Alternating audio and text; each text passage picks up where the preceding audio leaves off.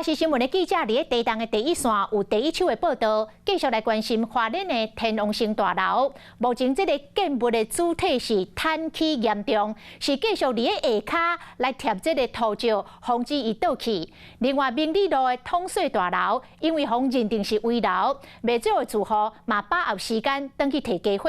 咱的记者婉莹伫咧第一线有第一手的报道。 好，主播持续带您来关心花莲这一栋天王星大楼的最新动态。其实可以看到呢，目前也还是有好几部大型机具，依旧是停在这个大楼底下来进行这个堆防土的一个工程。因为呢，其实可以看到呢，这一栋大楼它是因为不敌强震，目前是已经呈现这个倾斜的状态，而且它倾斜的角度其实也已经比第一次说这个地震之后也是来得严重一些。因此其实大家都是非常的担心，而目前整个采样的工作呢，也都是持续的在进行当中。预计今天晚上就应该要来完成所有的作业，因为明天早上的时候，其实就会有那个大型机具会进到现场这边来做一个拆除的作业，而整个拆除的作业呢，也是预计3天之内，最快3天会来完成，而最慢呢，也可能是在1个礼拜之内，也都会来做整个完整的拆除作业。不过稍早前呢，其实也有住在5楼的租客是重回现场来关心整栋大楼的一个状况。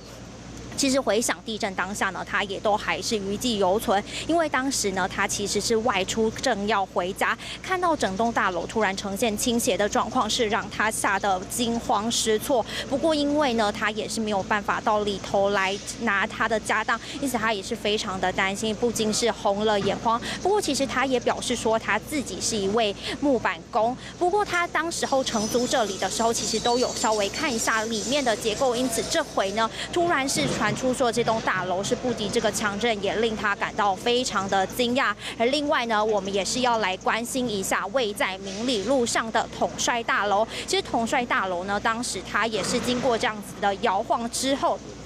它大楼外墙的瓷砖也是不断的脱落，而且钢筋也是呈现一个有状况的问题，目前也是被认定为危楼，因此稍早前呢，也还是有一些住户是重回到现场，在安全许可之下，也是进到里面来拿自己的家当。以上是为您掌握到最新情况，先把时间镜头交还给棚内主播。 Hello， 我是雷亚，想要抢了先掌握最及时的新闻资讯吗？赶快订阅、按赞、开启小铃铛，锁定华视新闻 YouTube 频道。